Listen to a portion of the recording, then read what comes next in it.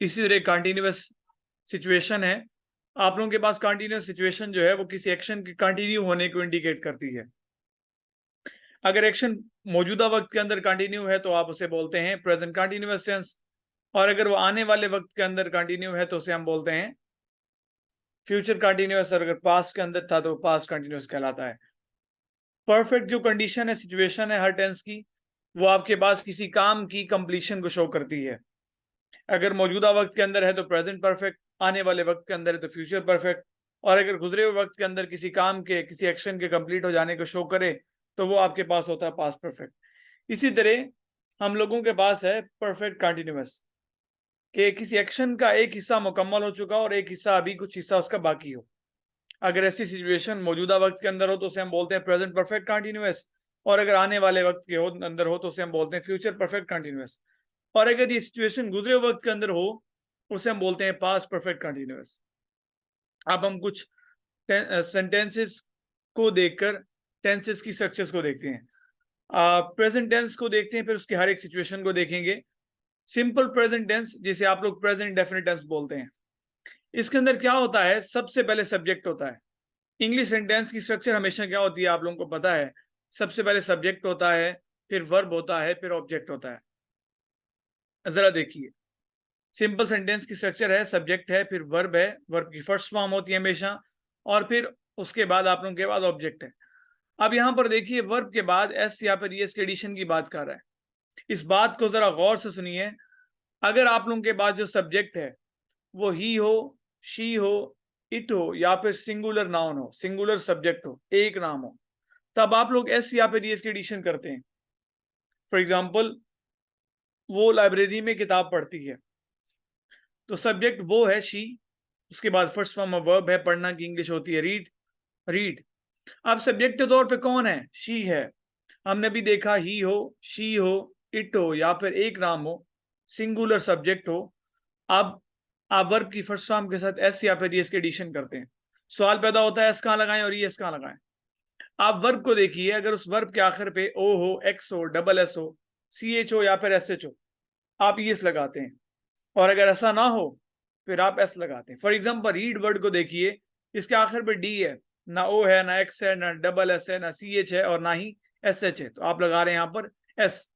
She reads book in library, तो यहां पर आपने एस के एडिशन किए शी की वजह से। सपोज यहां पर दे होता, अगर यहां पर दे होता फिर आप रीड्स नहीं करते बल्कि रीड लिखते, एस से इसकी एडिशन नहीं होनी थी। फिर अगर सब्जेक्ट के तौर पे दे होता, ही, शी, इट या फिर सिंगुलर नाउन आने पे ही सिर्फ एस से इसकी एडिशन होती है, वरना नहीं होती। और जो हमारे पास सिंपल प्रेजेंट टेंस है, इसके अंदर हमारे पास बच्चों हेल्पिंग वर्ब्स दो होते हैं, डू और डस। और डस कहाँ लगता है, नेगेटिव इंट्रोगेटिव सेंटेंसेस में, नेगेटिव में भी और इंट्रोगेटिव सेंटेंसेस में भी आप डस यूज करते हैं। और ही, शी, इट या फिर सिंगुलर जो सब्जेक्ट वाला सेंटेंस होता है उसके अंदर इनके साथ डस लगता है, बाकी सबके साथ डू लगता है। फॉर एग्जाम्पल, इसी एग्जाम्पल को देखें। फॉर एग्जाम्पल, हम लोगों के पास ऐसा हो जाता है कि आप नेगेटिव सेंटेंस बना रहे हैं, वो किताब नहीं पढ़ती है, तो वो ये हो जाना चाहिए she does not read book. अब जो एडिशन हुई थी ऐसे इसकी, वो भी नहीं होनी। हमारे पास कंटिन्यूअस टेंस की मैं बात करूं तो आपके पास जो स्ट्रक्चर होती है कंटिन्यूअस टेंस की, प्रेजेंट के अंदर सब्जेक्ट होता है, फिर हेल्पिंग वर्ब होते हैं, उसके बाद फिर फोर्थ फॉर्म वर्ब, फिर ऑब्जेक्ट होता है। मजे की बात, यही सेम स्ट्रक्चर, सब्जेक्ट, फिर हेल्पिंग वर्ब, फिर fourth form of verb, ING वाली फॉर्म, उसके बाद ऑब्जेक्ट, ये तीनों जो टेंसेज हैं कंटिन्यूअस की, जो सिचुएशन है तीनों टेंसेज के अंदर, पास्ट के अंदर भी, प्रेजेंट के अंदर भी, फ्यूचर के अंदर भी, तीनों के अंदर सेम यही स्ट्रक्चर रहती है कि सब्जेक्ट के बाद हेल्पिंग वर्ब होता है, और उसके बाद फिर फोर्थ फॉर्म ऑफ वर्ब होती है, फिर ऑब्जेक्ट होता है। मतलब सिर्फ हेल्पिंग वर्ब चेंज होते हैं प्रेजेंट टेंस के, पास्ट के और फ्यूचर के, तीनों के हेल्पिंग वर्ब चेंज हैं, बाकी सब कुछ सेम है। प्रेजेंट टेंस के अंदर इज एम आर यूज होते हैं, फ्यूचर के अंदर विल बी और शेल बी हैं, और पास्ट के अंदर वॉज और वर हैं। फॉर एग्जाम्पल, हम प्रेजेंट कंटिन्यूअस टेंस के अंदर देख रहे हैं, आप लोगों के पास इज एम आर हैं। आई अगर सब्जेक्ट के तौर पे हम आई एम यूज करते हैं, और ही, शीट या फिर सिंगुलर नाउन हो तो इज यूज करते हैं। इसके अलावा जितने भी सब्जेक्ट्स हैं, दो नाम आ जाएं, दे हो, यू हो, वी हो, तो आर यूज करते हैं। For example, I am studying in a high school, मैं एक हाई स्कूल में पढ़ रहा हूँ। प्रेजेंट परफेक्ट टेंस को जरा देखिए। प्रेजेंट परफेक्ट टेंस में क्या होता है कि आप लोगों के पास, मैंने आपको पहले ही बताया, परफेक्ट सिचुएशन वो सिचुएशन है किसी टेंस की जिसके अंदर कोई एक्शन कंप्लीट हो चुका है।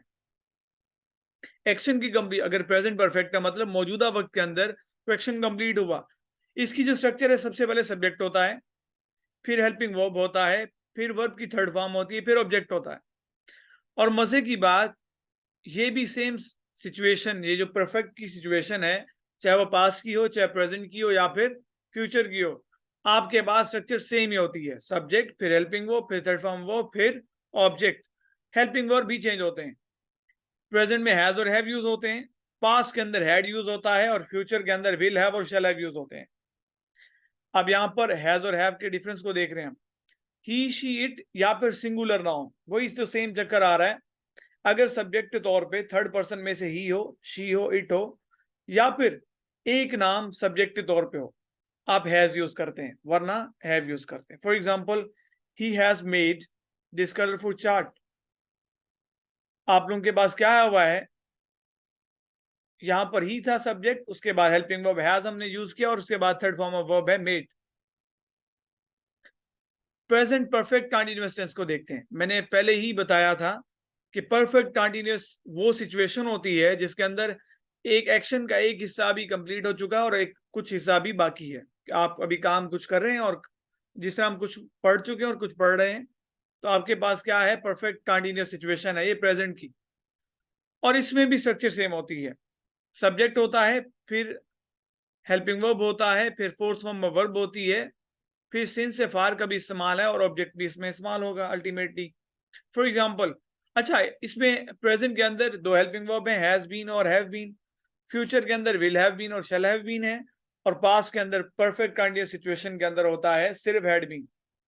प्रेजेंट क्योंकि हमारा डिस्कशन वाला है, तो प्रेजेंट को देख रहे हैं। सब्जेक्ट के बाद हमारे पास हैज या फिर हैव होना चाहिए, और साथ में बीन होना चाहिए।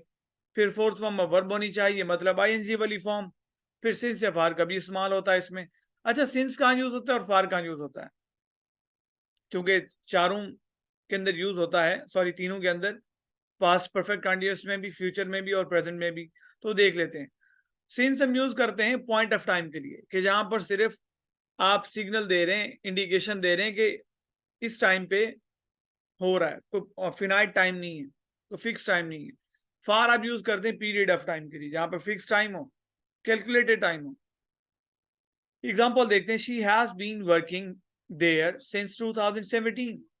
तो शी के साथ हैज बीन यूज करें, जिस तरह कि हम पहले ही सेंटेंसेस में प्रेजेंट परफेक्ट टेंस के अंदर हैज के साथ ही, शी, इट ये सिंगुलर नाउन को यूज कर रहे थे, सेम वैसे ही इसके अंदर भी has been, he, she, it और सिंगुलर सब्जेक्ट के साथ यूज होता है। नेक्स्ट हम चल रहे हैं बच्चों सिंपल पास्ट टेंस की जानिब। सिंपल पास्ट जानिब को पास्ट इंडेफिनिट टेंस भी बोलते हैं। और इंडेफिनिट की ये वाह सिचुएशन है जिसके अंदर सिर्फ पॉजिटिव सेंटेंसेस, एफर्मेटिव सेंटेंसेस के अंदर सेकंड फॉर्म में वर्ब इस्तेमाल होती है। वरना जितने भी इंडेफिनिट हैं, पास्ट, प्रेजेंट, फ्यूचर, प्रेजेंट के अंदर भी, फ्यूचर के अंदर फर्स्ट फॉर्म यूज होती है। सिर्फ पूरे टेंसेस के अंदर, पूरी इंग्लिश में ये वाह टेंस है जिसके एफर्मेटिव सेंटेंसेस के अंदर second form of verb use होती है, सिर्फ एफर्मेटिव में। सबसे पहले सब्जेक्ट होता है, फिर वर्ब की सेकंड फॉर्म होती है, फिर ऑब्जेक्ट होता है। देखिए, ही completed the assignment, second form of verb है। और मजे की बात, इसके अंदर हेल्पिंग वर्ब सिर्फ एक ही होता है, डिड, और वो सबके साथ यूज होता है।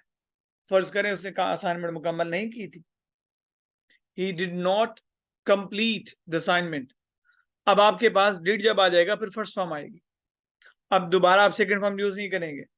और अगर आप इसको इंट्रोगेटिव बनाएं, तो did he complete his assignment, तो दोबारा से आप फर्स्ट फॉर्म यूज करें, सेकंड फॉर्म यूज नहीं की। सिर्फ पॉजिटिव सेंटेंसेस में आप फर्स्ट फॉर्म यूज करते हैं। नेक्स्ट आ रहे हैं पास्ट कंटिन्यूअस सेंटेंस की तरह। इस टेंस के जो सेंटेंसेस हैं उनकी स्ट्रक्चर को देखते हैं। सबसे पहले आपके पास सब्जेक्ट है, वही हेल्पिंग वर्ब है, फिर फोर्थ फॉर्म ऑफ वर्ब है, फिर ऑब्जेक्ट है। सेम वही स्ट्रक्चर है, अगर आप देख पाए तो प्रेजेंट टेंस ऐसी, प्रेजेंट कंटिन्यूअस में भी यही कुछ था। अब यहां पर क्या हो रहा है, सिर्फ हेल्पिंग वर्ब चेंज हो रहा है। हम कॉलेज जा रहे थे, we were going to college होगा। फॉर एग्जाम्पल, वो किताब पढ़ रहा था, तो he was reading the book. अब आए के साथ ही के साथ, शी के साथ, इट के साथ और सिंगुलर सब्जेक्ट के साथ वॉज यूज करते हैं, बाकी सबके साथ वर यूज करेंगे। तो क्या हो जाएगा ये, ही वॉज रीडिंग द बुक। आपके पास अगर वो दो नाम आ जाएं या फिर दे हो, वी हो, यू हो, तब आप वर यूज करते हैं। We were reading the book होगा, we were going to college होगा। इसी तरह हमारे पास है past perfect tense.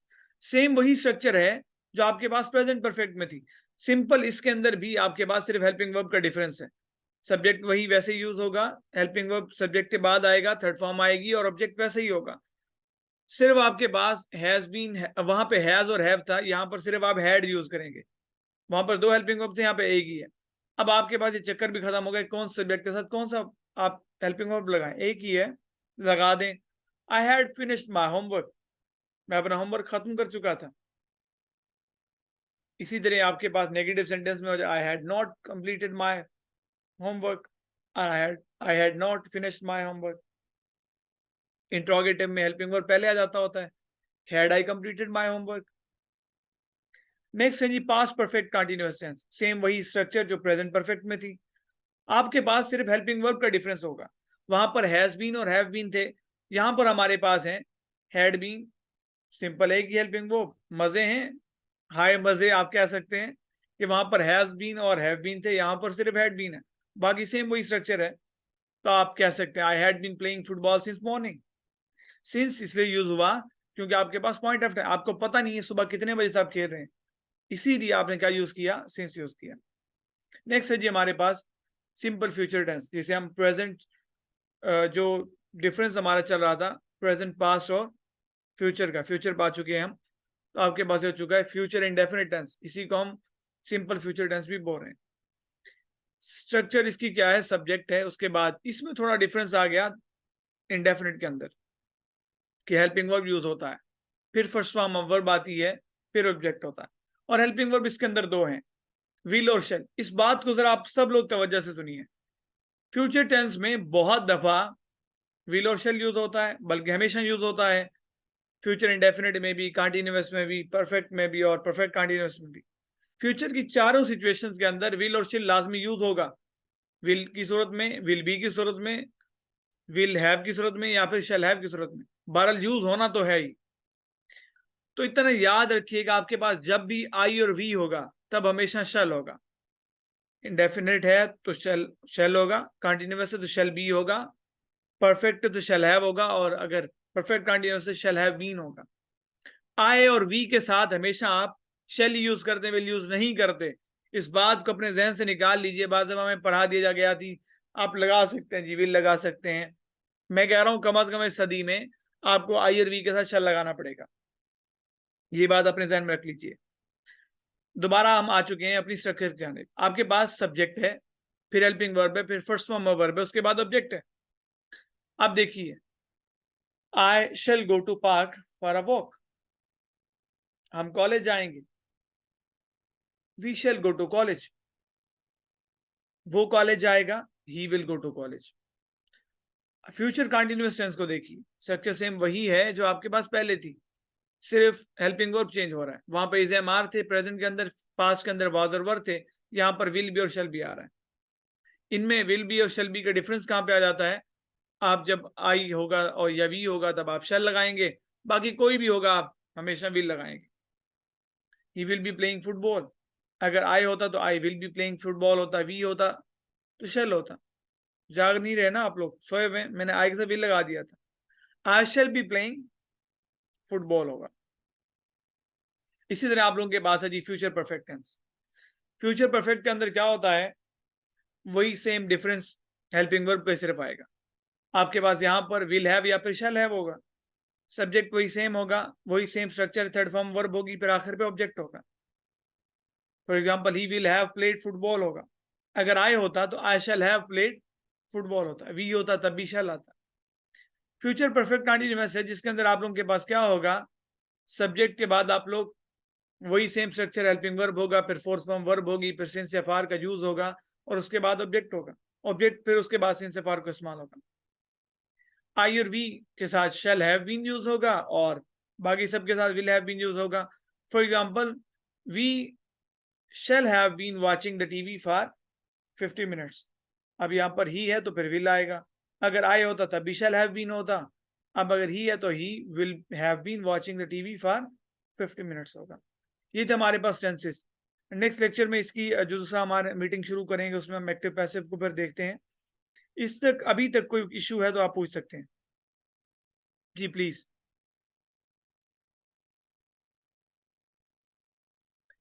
Ji students please पूछिएगा।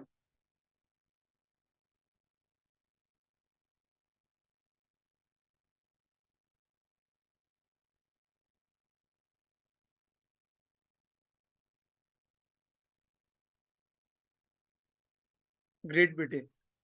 जी बेटे, किसी का कोई भी क्वेश्चन हो तो पूछ सकते हैं आप लोग। कुछ समझ ना आया हो या फिर किसी किस्म का दिमाग में कोई सवाल चल रहा है तो पूछ सकते हैं।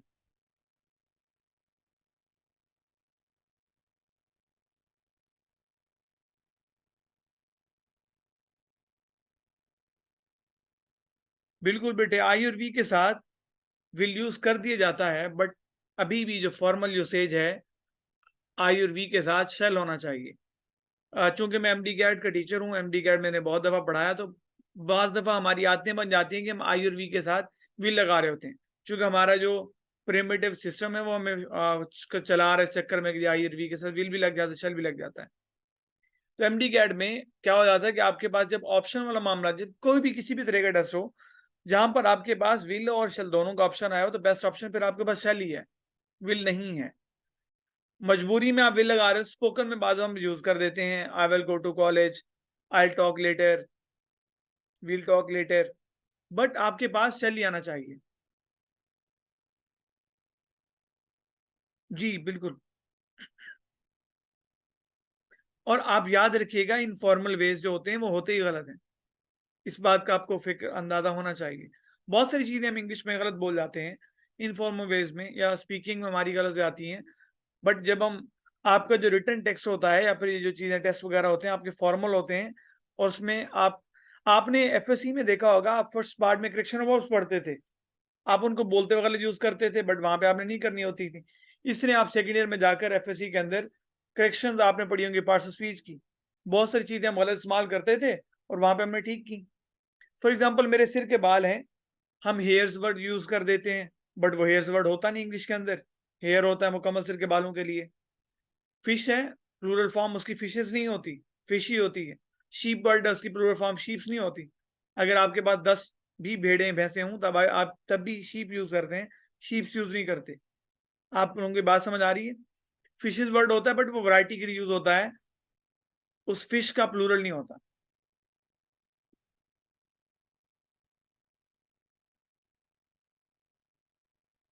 जी बेटे, किसी और क्वेश्चन? नेक्स्ट मीटिंग अभी शुरू होगी, इसको मैं खत्म करने लगा हूँ, तो उसमें हम नेक्स्ट जो है पैसिव वॉइस का जो पोर्शन है उसको देखते हैं। आप लोग अभी लिंक में शेयर करता हूँ, आप उसको ज्वाइन करिए।